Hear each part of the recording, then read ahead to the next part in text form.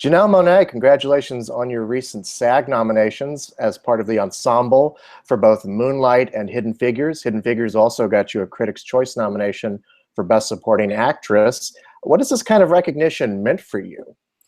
Well, first, thank you so much for speaking to me. I'm a huge fan of your Oh, site, and I saw some of my friends who did this talk, so I'm really thankful for you taking the time to speak to me. I'm just thankful, man. Like, to be a part of two meaningful, important projects and films that mean so much for humanity and for culture. I don't take it lightly. I just feel so honored to celebrate those who are oftentimes uncelebrated, oftentimes marginalized, and oftentimes have had their stories erased. And I'm just so thankful that I can honor Mary Jackson. I can honor Teresa. They're both two queens, one at NASA and one in the ghetto. And I think all women deserve the right, and no matter where you come from, you deserve a right to the American dream and a right to have your story told. So I'm happy and proud to be a storyteller. absolutely. They are two very distinct characters. I was actually, to be perfectly honest, I didn't recognize you at first in Hidden Figures because I had seen Moonlight first, and I thought, wait a minute, that was the same person? I'll be. Now, correct me if I'm wrong, but these two films are your feature film debuts. You've done some voiceover and animation, but these are your first films as an actress. Is that right? Yeah, Moonlight was my debut, and it's so funny. I auditioned for Star Trek, and that's how I got Moonlight. I did not get the part for Star Trek, but the casting um, director and the casting agency saw my tape for Star Trek because I wanted my entry point to be science fiction. Science fiction is just, I'm a writer, I'm a screenwriter, and all throughout life, I've just used science fiction as a way to tell stories. And I'm obsessed, of course, with the future and possibilities. But long story short, she saw my tape for Star Trek, and she gave my tape to Barry Jenkins, the director, and he reached out to me and he said, listen, I saw your tape, and I think you would be perfect as Teresa in my new film, Moonlight. And I was a huge fan of Medicine for Melancholy. I just think Barry did like an incredible job on that budget. And it's one of the most beautifully shot films I've seen. And once he told me the story, it just resonated with me, man. I remember getting the script and I remember crying. I remember being in seat 3A on Delta, coming back from Las Vegas to Atlanta. And I remember just crying, reading that story about that little boy Sharon, because I saw so much of my nephew in him. I saw so much of my future son. I saw so many young boys in my community in this boy. And man, I was just so thankful that finally we were going to be telling the story that we hadn't seen on screen. We know them, we see them in our communities, but we hadn't seen this nuanced character on screen. Right. I think one of the extraordinary things about that movie and about Hidden Figures as well is the fact that they're both very specific views of a person. In Moonlight, it's a young African-American gay man. In Moonlight, in Hidden Figures, it's three African-American women in the late 50s and early 60s. But they feel universal. Yeah. You identify with these characters. Yeah. Yeah. And it was always been right up my alley to just tell these untold, unique, universal stories in the most unforgettable ways.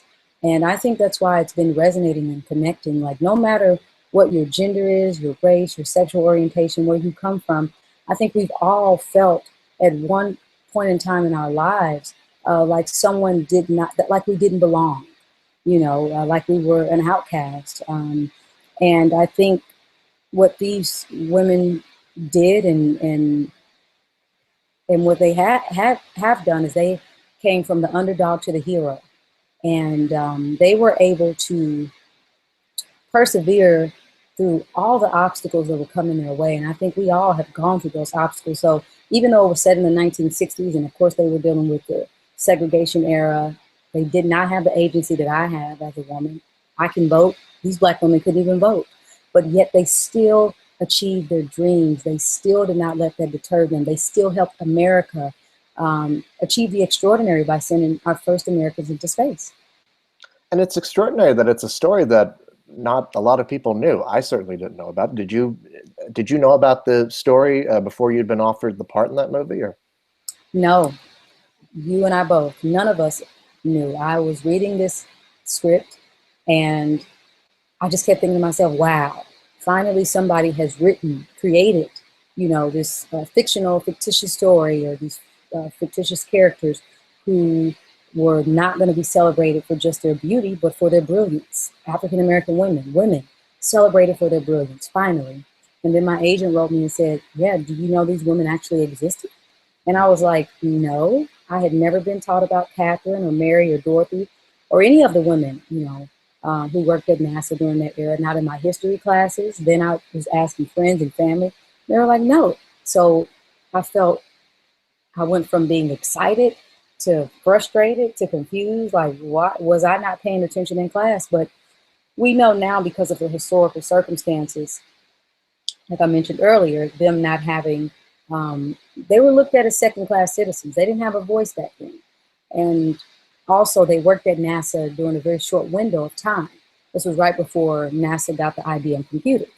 And so once they got the computers, they didn't need anyone doing the math or the projections to help get the astronauts into space. So we know it was classified information coupled with institutionalized racism, sexism, that caused us not to know about these women.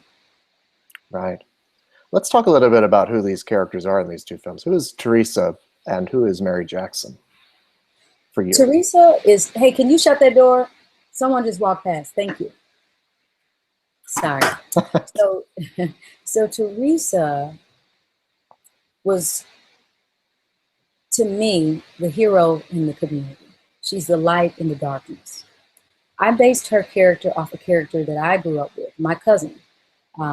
She wasn't married to my male cousin who sold drugs. He was a drug dealer, very similar to Juan. And she was his girlfriend. And as I was creating the backstory for her, and when I was reading the script initially, I said, I know this woman. She lives in my community. She is the woman that you connect with and you talk to whenever you can't talk to your parents. Whenever, you're not seeing eye to eye with your own mom and your dad. When you don't have that emotional support that you need, this is the woman that we go to get just that. And she's a nurturer. She's a surrogate mother to Chiron. And she also is the queen of that house. Juan, of course, was a big kingpin and he was a mentor. But it was Teresa that really did encourage him and uplift him and teach him how to care for this young boy. He looked to her. If you look at all the scenes, he really did seek guidance from Teresa on how to take care of this little girl. And I think that she's just, she's the light in the darkness that is so many neighborhoods and ghettos. I wanted to make sure that she was an excellent listener because I know from experience, I've dealt with a parent who had a drug addiction. And I know that the one thing that I needed growing up during those times, my parent is clean now, thank God. But I knew that I needed somebody to just be there for me and not judge me and to listen. And that's the kind of, those are kind of traits that I brought to Teresa as I started to see. Mm-hmm. What's so extraordinarily touching about Teresa and about Juan is that they are the two people who love this young boy when he needs it the most, and then later on, as he's a teenager, you're there for him. I don't want to spoil anything, but you're both there for him when he needs you the most. Yeah, absolutely. And I think that without Teresa and Juan, I don't think Chiron's, story, and all this is based on true events, a true story. Terrell Alvin McCraney wrote the play, Black Boys with Blue, Moonlight, and then Barry Jenkins adapted the play, and he went even further and kind of put his story in there. But these are true events, and without mentors like Juan and Teresa, these young boys and girls don't stand a chance. And so that's why they are the heroes in that community. And I know you asked me about Mary Jackson. Mary Jackson is also a hero. She's the hero at NASA. She went on to become the first African-American female aerospace engineer at NASA. Now, although Teresa did not have the same opportunities as Mary and vice versa, both of them were so important to their culture, and to their communities. I think Mary is a leader as well. She is fearless. She chose freedom over fear. She's very brilliant, of course, and she was able to use her brain to get the things that she wanted. She had such a broad worldview. All these women had such broad worldviews. They saw the great in everybody, no matter what your color was or where you came from. They believed that we all deserve the right to the American dream. We all deserved equal opportunity and equal footing. And I don't think Mary was trying to become the first African-American female engineer. She wanted to just contribute to society in the best way that she possibly could. She knew she had the brain of an engineer. She wanted to maximize her full potential. And she didn't think about sex or race until somebody made it a thing and made it an obstacle. And what she was able to do was walk in around that obstacle and fulfill her dream. And so she's a hero to so many because she didn't back down. So many people could have in her community told her, no, you're a woman, you can't do that. Or no, Negroes, we don't even have the right to vote. Women don't even have the right to vote. How are you going to become an engineer? Or how are you going to go sit in this all-white high school to take these advanced classes? Virginia does not even, they don't even believe in Jim Crow. They're their own little universe and they play by their own rules. She had so many people doubting her, not believing in her. And that's why she's my hero, man, because she didn't do it just for herself. She did it for the rest of the women and the rest of the individuals who were told they were not good enough. Absolutely. In both films, was there a particular scene or moment that really stuck out for you when you were developing the characters and made you say to yourself, okay, I know how to play this? Well, I must give a lot of credit to Moonlight because I think doing Moonlight really did help me get prepared for Mary. Obviously, I had more lines as the character of Mary when I did Hidden Figures than I did with Teresa. But I think it was the confidence that Barry gave me, too. I studied acting. A lot of people don't know that about me, but I went to the American Musical and Dramatics Academy fresh out of high school, and I constantly was involved in theater, and it was music and theater for me, a cappella choir, being an international thespian, going to write short stories at the Coterie Theater, the Young Playwrights Roundtable, Shakespearean class, all that. But once you walk on set and it's time for you to be a scene partner with Mahershala Ali, things get real. And, I'm a huge fan of him, and I think he's just such a brilliant actor. So I came on, obviously, feeling a little nervous. And one of the things that Barry told me when I came on, he said, listen, Janelle, there's no such thing as making a mistake. As long as you're leading with your heart and with honesty, every way you choose is the right way. And so I kind of relaxed into that. And, Mahershala being such a guy with a big heart, that helped me relax too, because I knew that I was in good hands. And so, yeah, there were scenes that that woke me up in the middle of the night. Like, for instance, there's one line, when Chiron asks us at the dinner table. I don't want to ruin it for people who haven't seen it, but it's been out. Talking about. So you should have seen it already. But if you haven't, there's just one line, and the little boy asks, what's a faggot? And I remember waking up out of my sleep before I had to film, like days before, and just trying to figure out how I was going to respond to that, because I just didn't know. And what you saw really was all of our first time doing that scene together.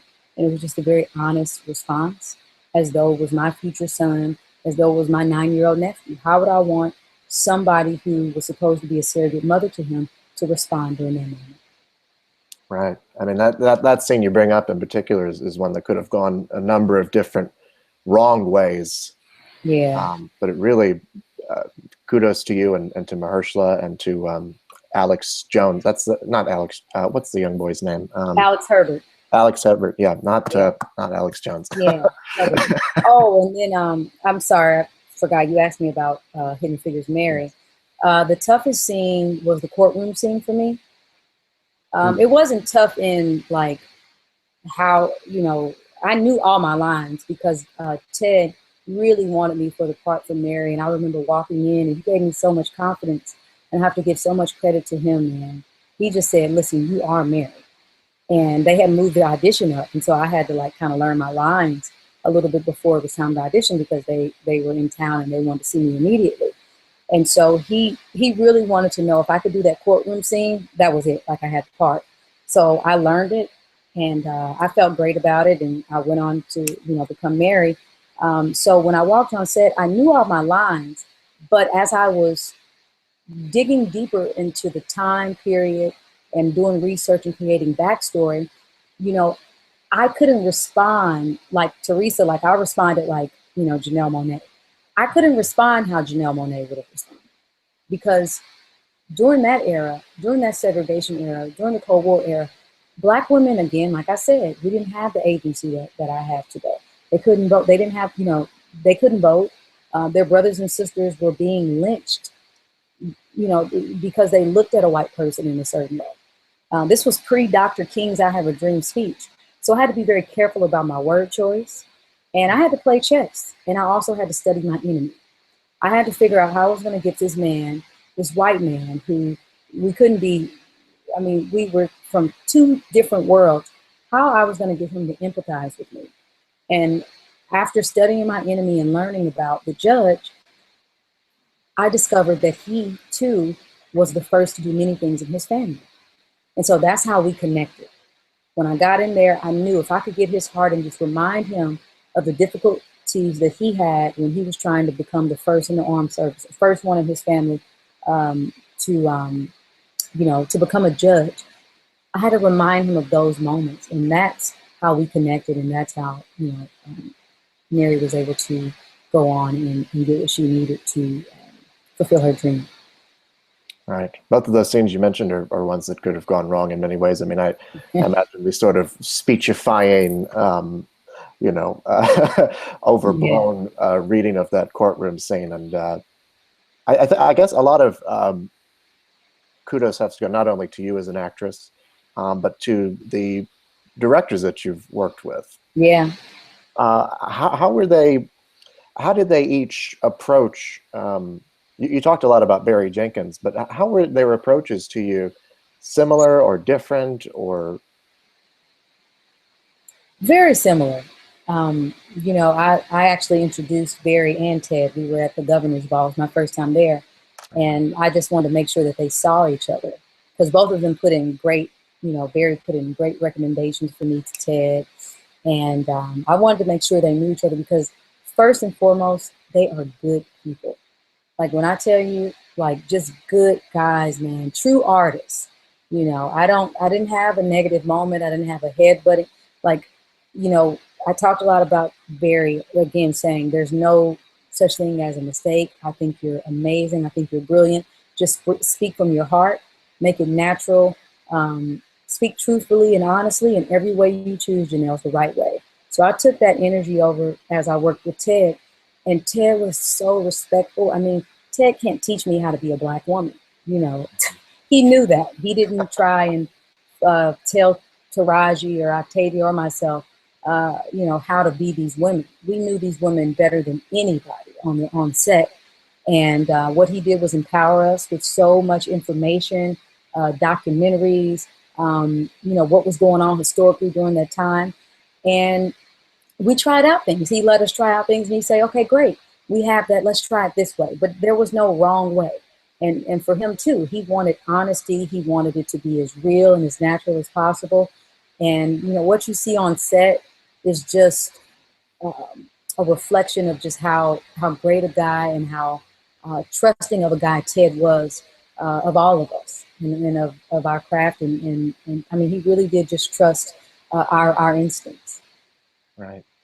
I sort of mentioned this earlier, but I just want to, I guess, emphasize it again that, these two movies present a diverse world and audiences have really responded to them so well, not just voting bodies, but audiences, of all races and genders and backgrounds. What do you think the appeal, I guess, Why are these films touching people so much? Well, I think that one, they're fresh, they're new. I think that the audience, and I'm a part of the audience too, we are longing for stories that reflect the way America is going. This is a melting pot. Um, we want inclusion. You know, we want untold universal stories, and we want them done in the most honest, the most heartfelt ways as they possibly can be told. And I feel like they're very specific and just authentic. And I think people are responding to authenticity. Um, yeah, I think they're just authentic stories, and I think that they are hopeful stories. You know, they don't just keep you down about how people who may not look like the majority of people in America are treated. You know, I consider the characters in Moonlight and in uh, Hidden Figures, they could be called, the other, that person who is oftentimes discriminated against because of their race, their gender, their sexual orientation. And I think that what it is just saying, that these people are saying loud and clear that although I may different, although I may be different, although I may be unique, I still am American. I still am a part of the American story, and I deserve to have my story told. And I think people feel that across the board. Absolutely. Well, they're both great films, and congratulations on both of them. Janelle Monae, thank you so much. Thank you so much for taking the time, and thank you guys so much for also making Hidden Figures #1. I just have to say it. We beat Star Wars. You I did. never would have imagined it. The Force was with us, and I am forever humbled. And I had the best castmates too. I want to give a shout out to Taraji and Octavia and Kevin Costner. All of them, you guys are amazing. And thank you so much for giving me a platform to talk. Thank you. Absolutely. You're very welcome. Thank you so much, and All right. have a great day. Peace.